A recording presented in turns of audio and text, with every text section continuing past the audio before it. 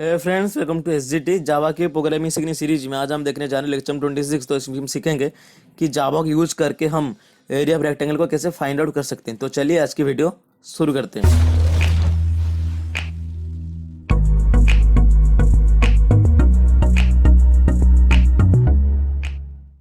तो ये है हमारा आज का प्रोग्राम, जो कि राइट है Java program to calculate area of rectangle, यानी कि हम जावा को यूज करके रेक्टेंगल की एरिया को कैसे फाइंड आउट कर सकते हैं। तो बेसिकली इसका एक बेसिक फार्मूला होती है। तो फार्मूला बताने से पहले मैं आपको दिखा दूं जो शेप ऑफ रेक्टेंगल वो दिखता कैसे, यानी कि जो रेक्टेंगल है वो दिखता कैसे। तो ये हमारा शेप है रेक्टेंगल की। तो बेसिकली यहाँ पर दोनों चीज़ आपको दिख रहे होंगे, एक कि वाई एक कि एक्स। तो ये जो हमारा वाई है हमारा हाइट को डिनोट करता है, जो हमारा एक्स है ये हमारा विड्थ को डिनोट करता है। तो बेसिकली यहाँ पर सिर्फ दो इनपुट है, या तो हाइट या तो विड्थ।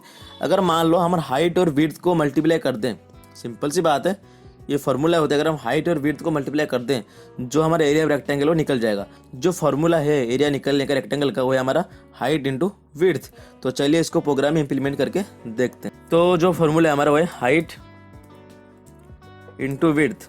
तो सिंपल सी बात है, तो हम क्या करेंगे इसमें, हम इसमें करेंगे यूजर्स इनपुट लेंगे। इस प्रोग्राम हम क्या करेंगे, यूजर्स इनपुट लेंगे, यानी कि हम यूजर को बोलेंगे एंटर हाइट। तो यूजर कुछ हाइट एंटर करेगा, ठीक है। जो भी यूजर हाइट एंटर करेगा उसको हम स्टोर करेंगे वेरिएबल में। मान लो कि मैंने करा एच, सिंपल सी बात है। तो जो भी यूजर हाइट एंटर करेगा उसको हम स्टोर करेंगे एच में। तो फिर हम यूजर कहेंगे एंटर विड्थ, कि जो भी यूजर विड्थ एंटर करेगा उसको हम स्टोर करेंगे डब्ल्यू में। तो सिंपल सी बात है, तो एच हमारा हाइट है और जो डब्ल्यू हमारा विड्थ है। तो हम क्या करेंगे, हम यहाँ पर करेंगे एरिया। हम एरिया कैलकुलेट कर रहे हैं ना, तो एरिया एक नाम की वेरिएबल क्रिएट करेंगे, जो कि हमारा area equal to H into W. तो यहाँ पर जो प्रोग्राम है बिल्कुल बनके तैयार हो जाएगा। बेसिकली एच हमारा हाइट है और डब्ल्यू हमारा विड्थ है। तो अगर हम दोनों को हम मल्टीप्लाई कर देंगे तो हमारा जो एरिया ऑफ रेक्टेंगल निकल जाएगा। तो चलिए देखते हैं इसको हम प्रोग्राम में कैसे इंप्लीमेंट करवा सकते हैं। तो बेसिकली जावा में कोड लिखने के लिए जो टेक्स्ट एडिटर है उसको मैंने ओपन कर चुका हूँ। तो बेसिकली इसको हम पहले सेव करते हैं। तो सेव मैंने कुछ इस तरह करा, मैंने कहा टेस्ट डॉट जावा। तो जो हमारा फाइल का नाम है वो टेस्ट है। तो बेसिकली हम क्लास क्रिएट करते हैं, मैंने कहा क्लास का नाम रखते हैं टेस्ट, क्योंकि फाइल का नाम क्लास का नाम सेम होनी चाहिए, अलग भी हो सकते हैं, कोई दिक्कत वाली बात इसमें है नहीं। तो यहाँ पर क्लास की बॉडी, फिर हम डिपेंड करते हैं मेन मेथड, जो कि हमारा public static void main string क्या है, फिर ARGS। तो यहाँ से लेकर यहाँ तक क्लास की बॉडी और यहाँ से लेकर यहाँ तक मेन मेथड की बॉडी। तो हम मेन मेथड के अंदर हमेशा कोडिंग ही करते हैं। तो मैंने मान लो मैंने कुछ इस तरह से करा, मैंने करा system dot out dot println.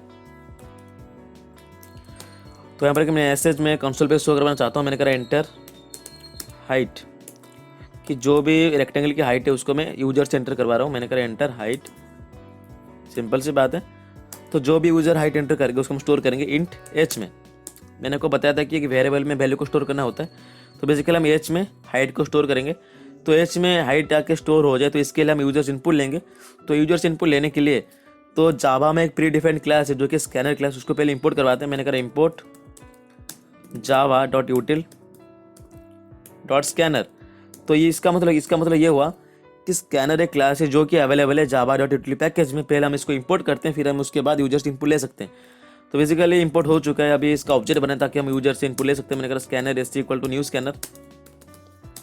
आई होप आपको पता है ऑब्जेक्ट कैसे बनाते हैं। तो मैंने करा सिस्टम डॉट इन। तो यहाँ पर मैंने क्या करा, यहाँ पर मैंने करा स्कैनर एस जो है एस हमारा ऑब्जेक्ट की रेफरेंस है। तो न्यू कीवर्ड की मदद से हम ऑब्जेक्ट को क्रिएट करते हैं। तो यहाँ पर स्कैनर क्लास का ऑब्जेक्ट क्रिएट हो चुका है। तो सिस्टम डॉट इन का मतलब ये है कि हम सिस्टम से इनपुट ले रहे हैं, यानी कि कीबोर्ड से इनपुट ले रहे हैं। तो हमने यहाँ पर करा सिस्टम डॉट इन। तो बेसिकली जो भी यूजर इनपुट एंटर करेगा तो हम स्टोर करेंगे एच पे। तो मैंने कुछ इस तरह से करा, मैंने करा int h equal to s से डॉट नेक्स्ट इंट।